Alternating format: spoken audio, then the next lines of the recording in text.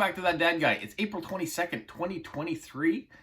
What's interesting about April 22nd? It's my post-crossing anniversary. I got a message from post-crossing saying happy anniversary. It's been 2 years that I've been doing post-crossing. If you don't know what post-crossing is, check out my channel. But also you can go to postcrossing.com where you can sign up for it. It is trading postcards with people around the world. They send you postcards, you send other people postcards. You're not trading with the same people. It is a giant community, and yeah, it's a lot of fun, and it's a great way to see different places of the world that you might not get to otherwise, or give you some ideas of places you will want to go to if you're an avid traveler. All right, so look into post-crossing. That's my plug for that. It's Saturday, so it is the day that I answer questions that you leave for me from the week before on these videos. So I've got that to do. I also have one card showed up for last month's question. So the first Saturday of every month, I read your answers to the question that I sent you. And I'll get to what April's was at the end, just so you have a chance if you want to send in for it. But I have one that came in. So let's go to the binder that I have where I keep all your answers that come in.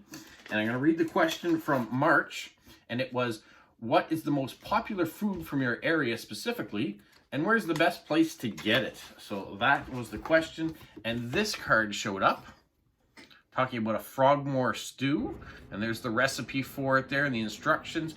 This card comes from Paula, and she's in South Carolina. She's from Charleston. And she says, 2 hours north of here, they call the same dish a low country boil. Now, I've heard of a low country boil. Actually, Smokey, there, sorry, lost it for a second. Smokey in Wisconsin just had a birthday, and for his birthday, he had a low country boil.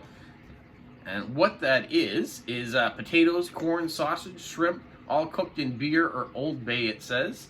And Old Bay, which I assume is a spice. I'm not sure what Old Bay is. Paula, you'll have to let me know that. Says, it's so good, we just dump out the drain pot on newspaper and eat it with our hands.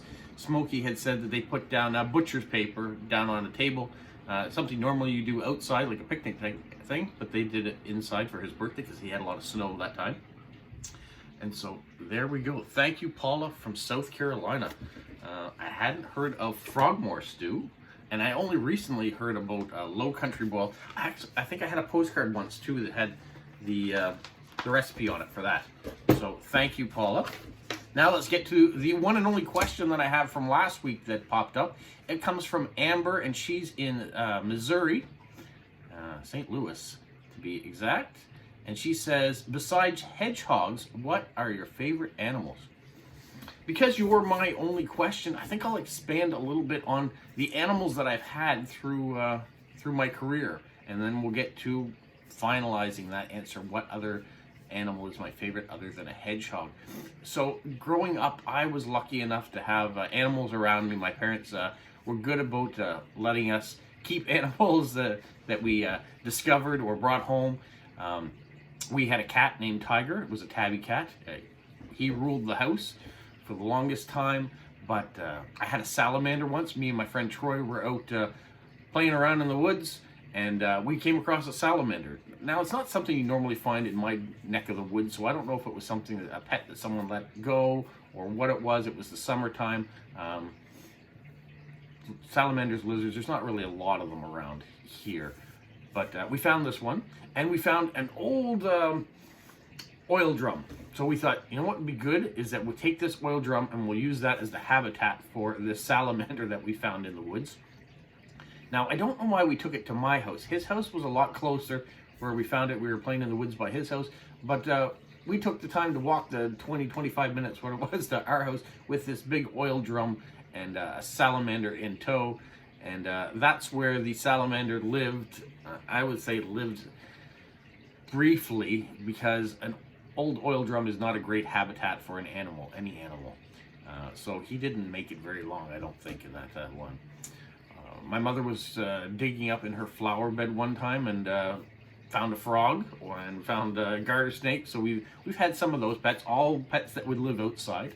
My sisters have had hamsters that lived in our house too. And one day we have this neighbor that was really close to us, Dave Lockhart. He was kind of a local celebrity, a radio personality for CKCW.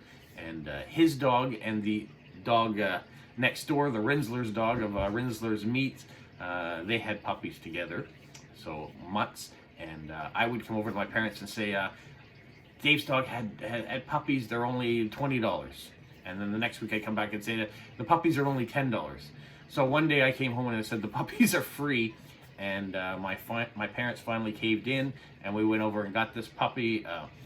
Eric, I'm sure you know the answer. I think his name was Patches or Peepers or something like that. But we named him Toby. So we had Tiger and we had Toby. We had animals that started with T. Toby was a good dog. He was very friendly. When I would go and do my paper route, I had the satchel over my neck and shoulder. And when the bag was empty and the papers were all delivered, when Toby was with me, he would carry the bag home. So that was kind of a cute memory I had. Now, Toby, well, let's go to Tiger. Tiger was a cat we let outside and lived inside too. And one day, Tiger had a run-in with some other animal. I don't know if it was a raccoon or what it was, but she was in pretty rough shape when she got home, and she had to be put down. So that was the end of Tiger. We still had Toby. And then when I went away to university, I had a gap year in my second year, basically. And between my second and third year that summer, I was living in Long Island, and Toby passed that summer while I was away, or had to be put down that summer due to illness. He was old at that time, but that's how we lost Toby. Now for me, for animals after that, I know my sister had chinchillas in her early adulthood that were living in our house, but that was kind of the last pet that I had for a while. My wife to be, at the time she wasn't, we both ended up at the same university, and I think in third year university for her roommate, she was living with a couple people, and one of her roommates picked up a dog. It was a half German Shepherd, half Husky. His name was Darwin, or her name was Darwin, and she came home to live at my wife's house, and eventually she bonded with my wife more than the roommate that brought her home, and became my wife's dog. When we moved out west, I had an Acura Integra. That was the name of the car that I had at the time. We packed up what belongings that we had when we were to move out west. We went to live with her brother until we could get established with jobs and a house of our own. So it was the two of us, Darwin the dog, and what little possessions you could fit in that little car, and we headed west. We eventually did find an apartment right downtown, beautiful place on English Bay, a nice balcony right next to Stanley Park. And during the day when we go off to work, Darwin would go and sit on the patio and look out at all the people. She had this nice mix of colors between her. She kind of looked like a coyote, and Stanley Park has lots of coyotes in it, and they would wander through our neighborhood. And when we were walking Darwin, some people would think that maybe she was a coyote. Other coyotes, when we'd run across them, would kind of eye her up a little bit, so it was a little unnerving. But Darwin had a few issues. She had hip problems, so she had a couple hips replaced, kind of torn ACLs, that sort of thing. She had that work done on her, but she developed cancer too. So at 5, we had to make the rough decision to have her put down. That was really, really, really hard. So we lost Darwin early, and then we didn't have pets for a long time. We moved back to the East Coast, where we are here now in New Brunswick, and we started to raise a family. And when our kids were younger, my daughter was like, I want a pet, I want a pet. And my wife would say, well, you had so many pets growing up, why don't you let them have a pet? It was just so hard to do. But eventually my daughter was reading books like Puppy Place, and then she was watching shows about adopting pets. There was one in particular where they kind of would look at 3 different breeds of pets, and at the end they would pick one. So my wife and my daughter were looking and seeing what was around. Eventually we got Darwin. She was a Weimaraner. I like the fact that she was an unusual breed that we didn't have a lot of here. I like that in things like when we bought our Fiat 500, I like the fact that we were kind of the only one in town that had one at the time. So I like that fact about the dog too. When we found a dog that was unusual, I think my wife kind of pushed that you know, this is a nice looking dog, and there's no other dogs like this around. So we ended up getting Paige, is what she was called.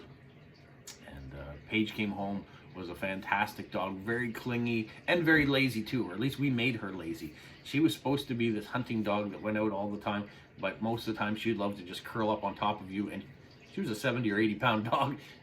Could be kind of smothering, or she'd kind of push you off the couch or push you off your bed. Wherever you happen to be laying, she would get in between or on top of to try to cuddle with you. She was a fantastic dog. But same thing, we had a problem with her along the way. Is that she developed a heart condition, which we found out later was probably based on the food that we were giving her. We had gone with this high-end food, and we thought you pay more for it, it'll be better, it's organic, it's healthy for it. But eventually we heard that that had been causing problems in some breeds, that food, and so she got this heart condition. And so around 5 years old too, or 6 years old, we had to put her down because she was dying on us, unfortunately. So I took that really, really hard. With Darwin, we went to the vet and we dropped her off, and we both drove away and cried. Sorry, it's a little bit more emotional, but this is a pet story. And then with Paige, I actually stayed with her until the very end when they put her down. So that was also hard. My wife couldn't emotionally stay and do that, but I felt I had to be there for the end. So I did. So once again, we were without pets, and I stuck firm to that, saying, you know, no more pets. I can't go through it. And as the kids were getting older, I knew that the responsibility of being a pet owner, as much as they wanted to have one, it kind of fell on us to do that. And so I didn't want to do it. But eventually, my daughter said, okay, I've got a hedgehog. She was working at a pet store, and she heard about this place that sold hedgehogs. Once again, they were unique. There wasn't very many of them around, so they went on my conscious on that as well, to have something that other people really don't have a lot of around. And so I gave in and said, okay, we'll have a hedgehog, even though I knew my daughter was going to be going off to university soon, and that he would become our responsibility. They said that they don't live very long. They only have life expectancy of about 5 years, which is very sad too, because you do get an attachment, but there are a lot less maintenance. There's not a lot of walking to do with a hedgehog. They do cuddle a little bit, but they are solitary creatures. They really want to be by themselves a lot. They sleep all day long, so you don't have to worry about doing anything during the day when you're at work or taking care of them. Just get them out at night. And so Polo's been great. Polo is what we have now. So to go back and answer that question from like 10 minutes ago, what is your favorite animal other than a hedgehog? I would have to say it was a dog. We've had some great dogs in our lives, and I'm not saying that we'd never get one again, because who knows, we might. But at this stage of my life, where kids are getting older and going off to university and starting to leave the nest, I would really love to be able to travel again. And when you're a pet owner, it becomes very hard to travel, because you've got to find someone who's willing to take care of your fur friend when you're away, and it's not always the easiest thing to do. We used to rely on our parents, but their parents are getting older, and it's not easy for them to do it anymore. So here we are. This is what we've got going on now. So I'm going to enjoy having Polo and sharing him with you guys, and we'll see what the future has in store. All right, so that is all I've got for my question. Hopefully that answers it in super detail for you, Amber. I'm sure there's other things I could have gotten into, but we won't go any further on that. Thank you for the card from Paula on March. Let's review what is April. And before I do that, feel free to subscribe. I would really like it if you do. Like, comment, especially comment on these Saturday videos. Leave me a question for next week so I can answer your questions. And let me read what question I have for you for the month of April. It is, what is your favorite memory of your parents? And the reason why I chose this one is because my father will be celebrating his 90th birthday at the start of May, and it will be Mother's Day close by to that. So I'm going to take all these postcards that you guys mail in to the address that's in the description of this video, and I'm going to read it with them. So they're going to be on camera. They'll get a chance to see your answers and what memories you have of your parents. They'll be able to see where these cards are coming from around the world. And my dad will get to see a few stamps too, I'm sure, from these postcards that are on there. And so I think it'll be a fun way to celebrate my father and mother. And a good question for you guys to answer about your favorite memories of your parents. And your parent could be your mother, your father, your grandparents, your aunt, your uncle, whoever happened to raise you. I know in this day and age, it's not always a father-mother situation. So I hope you guys continue to participate. I've gotten a few cards in already. I'm very happy about it.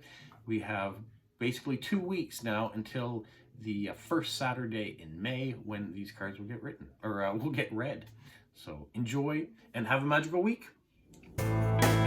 What, Polo? You say like, subscribe, share, and tell all your friends. Who's a good boy? Who's a good boy?